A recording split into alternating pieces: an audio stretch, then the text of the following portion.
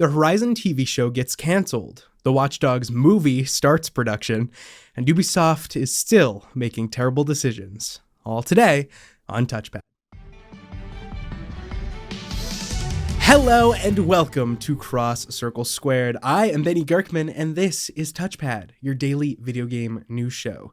You can watch TouchPad live every day at 1 p.m. EST or here on YouTube or Spotify right after. But no matter where or how you're watching, it's time for the news. And first up on the dock, the Horizon Zero Dawn Netflix show will no longer be moving forward. Earlier this week, Rolling Stones dropped an article detailing accusations of toxic bullying and retaliatory behavior from producer Steve Blackman. He's the writer and showrunner behind shows like Bones, Fargo, and most recently, The Umbrella Academy. However, according to a new post by the article's writer, Cheyenne Roundtree, it seems like these accusations have led to them canceling his upcoming projects. He was chosen to be the showrunner for two new shows from Netflix, an original show, Orbital, and the Horizon TV adaptation as well. And according to her sources, neither show will be moving forward. As of right now, it's unclear if that means either show will be moving forward without Blackman or, not moving forward at all. So we're either going to see them both canceled outright or, maybe a new showrunner affixed to the project. Either way, though, I think no matter what happens, we will see a Horizon show at some point, maybe just not live action or at the very least, not with Netflix. With The Last of Us and all of Sony's other projects, God of War, Amazon Prime, I really doubt they're just going to, let this not happen at some point. We got to get that intermedia coherency going. In some other video game adaptation news, though, the Watch Dogs movie has started filming. The Watch Dogs movie exists.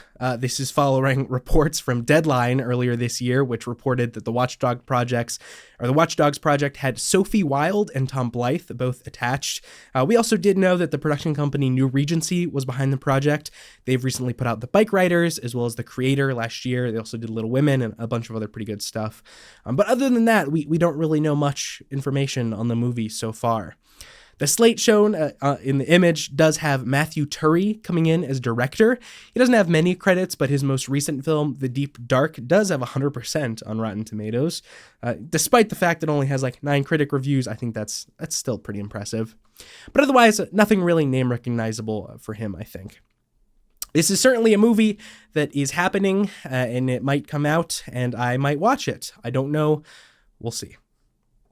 The strange Ubisoft moves don't stop there today, though. As Ubisoft, they're very, very fixed on blockchain and NFT technology.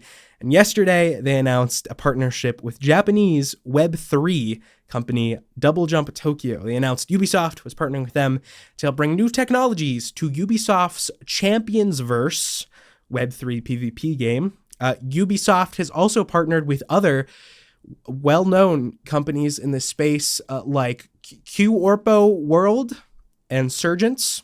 These are all Web3 companies. This is to hopefully bring this game that I'm about to show you, Champions Tactics, Grimmaria Chronicles. This is a real game. It's apparently in development. As you can see, here is footage of this real game that exists. It's apparently in closed beta right now, and this is something that Ubisoft has decided is worth their time and money, so I am reporting on it. Why this has to be a Web3 game, I don't really know. It kind of just looks like a normal game that they've put Web3 stuff into because they felt like it. Maybe because their investors really wanted it. I don't know. Are you going to play this? Is anyone going to play this? They do have 100K followers on Twitter, as if that's a good indication of success or anything.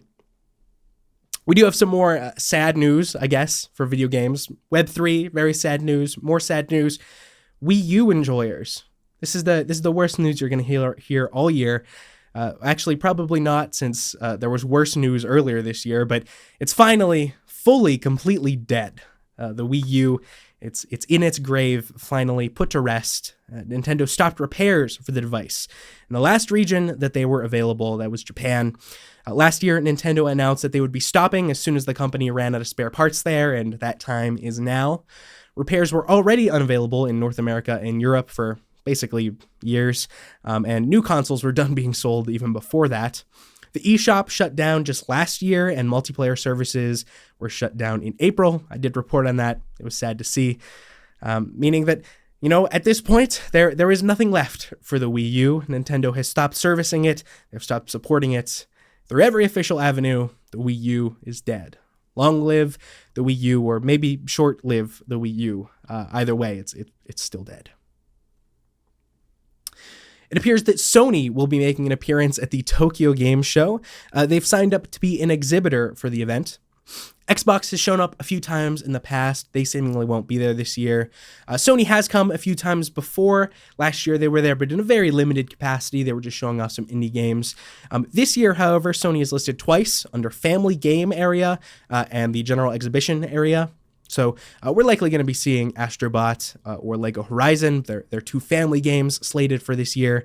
They attended last year again, mainly on indies. So this year, maybe we'll see some more indies again. But they are at least labeled as more of a general exhibitor this year. So we might see some more exciting things. It also does, I guess, open up the doors for bigger games to be possibly shown. But again, I think these big companies are usually not as present at TGS as they are with Gamescom or Summer Games Fest or whatever. So I guess we'll have to wait and see.